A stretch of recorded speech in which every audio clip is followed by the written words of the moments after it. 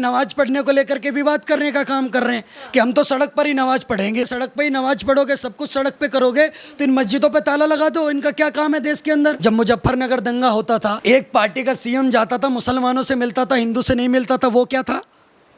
वो भेदभाव नहीं था। आज तो योगी जी घर मुसलमानों को भी दे रहे हैं, सड़क बन रही है, इंफ्रास्ट्रक्चर बन रहा है, मुसलमान भी उस पर चल रहा है, लेकिन मुसलमान को पत्थर नहीं चलाने दे रहे। तो जी आज़ादी की खत्म कर दी हमारी। आज हो रहा है अपराध मुक्त उत्तर प्रदेश। 2017 से पहले व्यापारी उत्तर प्रदेश में जाने से डरते थे, आज 2017 के बाद अपराधी उत्तर प्रदेश में जाने से डरते हैं। एग्जाम्पल ले लीजिए, अतीक, अशरफ, मुख्तार कहाँ चले गए? सब मट्टी में मिल गए। 27 का माहौल आपके हिसाब से? 27 में बम बम है, यूपी में बाबा हैं, घूस जाला बिल में सांप बिच्छू गोजर चले ले। जब चाप के बाबा के बुलडोजर, चाप के बाबा का बुलडोजर चल रहा था और बुलडोजर का तेल अभी खत्म नहीं हुआ है। यही बुलडोजर अभी बंगाल में भी गया है, वहाँ पर भी दहशत हो गई। आप देखो पूरे भारत में बुलडोजर चलेगा।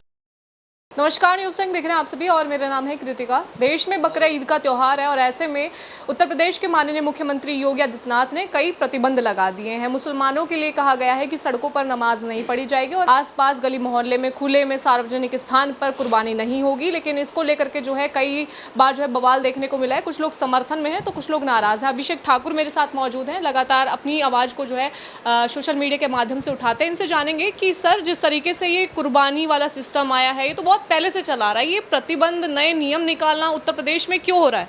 आप देखो, एक बात बताइए, सार्वजनिक जगह पर कुर्बानी नहीं होनी चाहिए। कुर्बानी करनी अपने घर में करे, घर के अंदर करे, चार दीवार के अंदर करे, हमें कोई दिक्कत थोड़ी होगी। लेकिन सार्वजनिक जगह हर किसी व्यक्ति की है। अब आप एक बात बताइए, कह रहे नमाज पढ़ने को लेकर के विवाद करने का काम कर रहे हैं कि हम तो सड़क पर ही नमाज पढ़ेंगे। तुम सड़क पे ही पैदा होगे, सड़क पे ही नमाज पढ़ोगे, सब कुछ सड़क पे करोगे तो इन मस्जिदों पे ताला लगा दो। इनका क्या काम है देश के अंदर? अगर तुम्हें नमाज सड़क पर ही पढ़नी है तो सारी मस्जिदों पे ताला लगा दो। क्यों लड़ा इन्होंने अयोध्या का केस? क्यों लड़ रहे ज्ञानवापी का केस? क्यों लड़ रहे मथुरा के केस? नमाज तो तुम्हें सड़क पे ही पढ़नी है। लेकिन सवाल ये है कि 10 मिनट के त्योहार की बात है तो कॉम्प्रोमाइज नहीं हो सकता। मैडम, दिन में 5 बार नमाज होती है, साल में 52 जुम्मे होते हैं, फिर 10 मिनट का कैसे रह गया? लेकिन बात सिर्फ बकरीद की हो रही है। आप नहीं, एक बात सुनिए ना मैडम, आप मुहर्रम भी होता है इसी देश के अंदर, सड़क पर होता है। ताजिया होती वो भी सड़क पर होती हैं, पर परमिशन लेके होती हैं। आप परमिशन लो कि सड़क पर नमाज करनी है, अगर प्रशासन देता है तो करिए, नहीं तो मत करिए। लेकिन जगह नहीं होती है, ये भी कहा जाता तो शिफ्टों में कर लो, कोई 2 बजे पढ़ लो, कोई 3 बजे पढ़ लो, कोई 4 बजे पढ़ लो। आप एक बात बताइए, अगर तुम 10 बच्चे पैदा कर रहे हो और तुम्हारे पास जगह नहीं है, क्यों पैदा कर रहे हो? और मैं तो कहता हूँ अगर सड़क पे ही करना तो सारे मंदिर जिन पे केस लड़ रहे हो हमें दे दो, एक दिन करने देंगे तुम्हें सड़क पर नमाज। तुम तो कहीं भी कर सकते हो। कैसी बात हुई? ये तो भाईचारे वाली बात ही नहीं हुई। भाईचारा आता कहाँ से? गंगा जमुनी तहजीब आती कहाँ से? गंगा जी हमारी है, जमुना जी हमारी है, तहजीब कहाँ से कौन मौलाना घुसेड़ दे रहा है?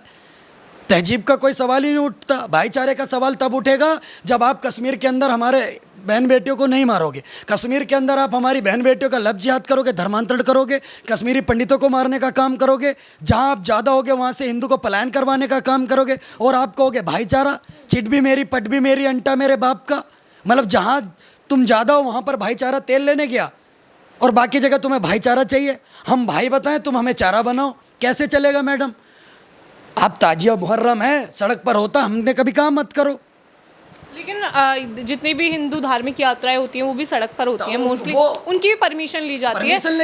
लेकिन सवाल ये भी है कि जब हम ग्राउंड पर जाते हैं, बहुत सारे मुस्लिम्स ये कहते हैं कि सड़कों पर तो हनुमान चालीसा भी होती है, जगराते भी होते हैं। तो परमिशन लेकर के होते हैं, परमिशन ले नहीं होती। आज सूफी चलेगा पूरी रात, आज ये चलेगा पूरी रात, आज सबे बारात है, सड़क पर ही तो करते हैं। जो पर्टिकुलर सड़क की चीज़ है वो सड़क पर होगी। जलसा रैली मुसलमानों की भी सड़क पर निकलती है, प्रतिबंधित है क्या? निकालते हैं। ताजिया भी करते हैं, मुहर्रम भी करते हैं, सबे बारात सब करते हैं। लेकिन ये थोड़ी अब नमाज भी सड़क पे ही पढ़ना शुरू कर दोगे। अगर किसी को अस्पताल जाना है, किसी को व्यापारी है उसको व्यापार करना है, तो सड़क पे बैठोगे तो कैसे काम चलेगा?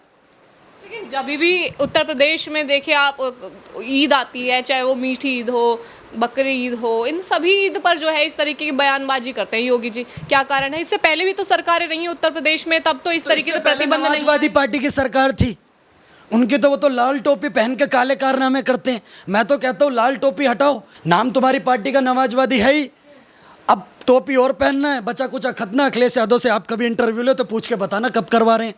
सोचिए जिस घर के अंदर देहांत हुआ हो किसी के भाई का, 13 दिन तक उस घर में क्या होता है, मातम पसरा होता है। अखिलेश यादव वहाँ भंडारा करा रहे, पता नहीं क्या कर रहे हैं, क्या कर कहीं मंदिर जा रहे हैं।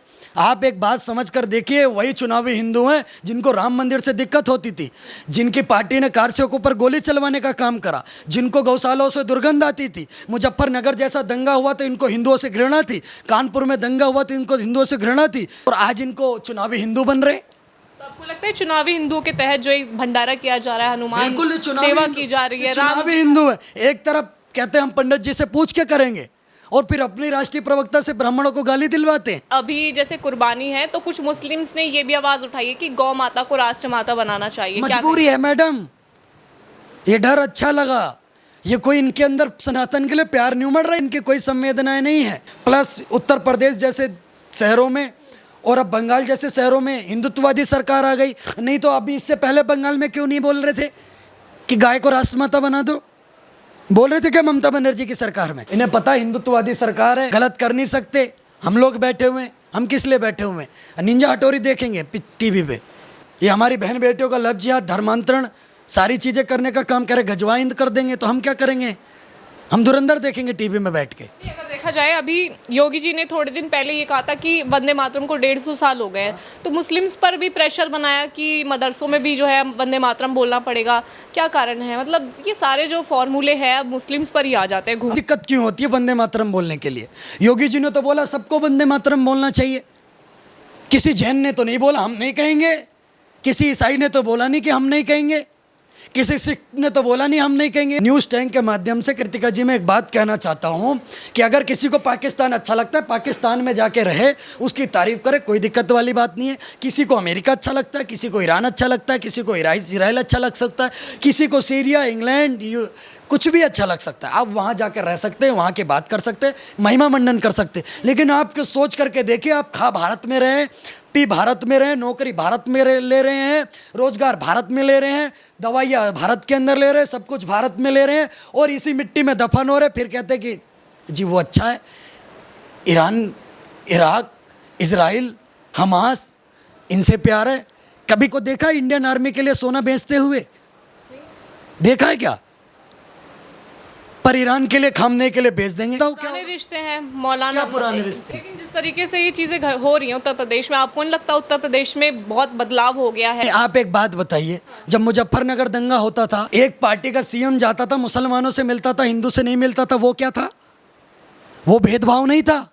आज तो योगी जी कह रहे हैं घर मुसलमानों को भी दे रहे हैं, सड़क बन रही है, इंफ्रास्ट्रक्चर बन रहा है, मुसलमान भी उस पर चल रहा है, लेकिन मुसलमान को पत्थर नहीं चलाने दे रहे। तो जी आज़ादी की ख़त्म कर दी हमारी। तौकीर रजा ये बरेली का, ये आए दिन बोलता था मुसलमान सड़कों पर आ जाएगा, मुसलमान सड़कों पर आ जाएगा।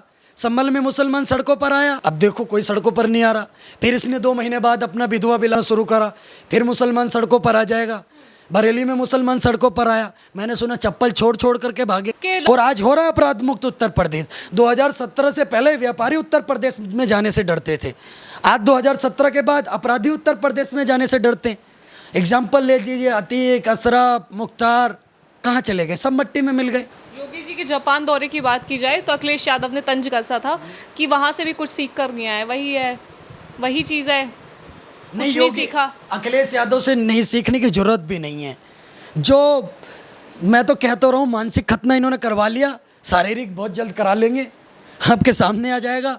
और वो लोग सीखने की बात कर रहे हैं जो अपने बाप और चाचा के नहीं हुए। मुलायम सिंह को इन्होंने साइड में करने का काम करा, शिवपाल यादव जी को साइड में करने का काम करा, नवाजवाद की विचारधारा बना दी, जो पार्टी समाजवाद की बात करती थी। इनको सीखने की ज़रूरत है। आपकी पार्टी 400 थी उत्तर प्रदेश में, और आज आपकी पार्टी की क्या हाल है?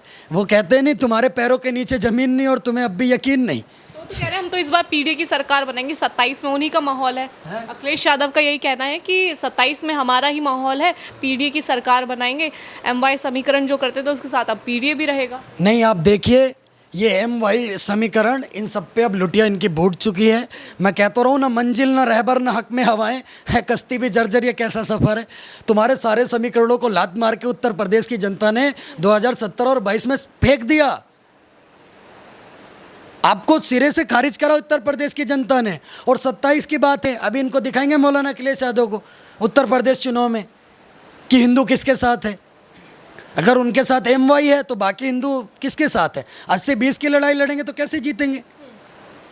बताइए। तो क्या लगता है 27 का माहौल आपके हिसाब से? 27 में बम बम है, यूपी में बाबा है, घुस जाला बिल में सांप बिच्छू गोजर चले ले। जब चाप के बाबा के बुलडोजर, चाप के बाबा का बुलडोजर चल रहा था और बुलडोजर का तेल अभी खत्म नहीं हुआ है।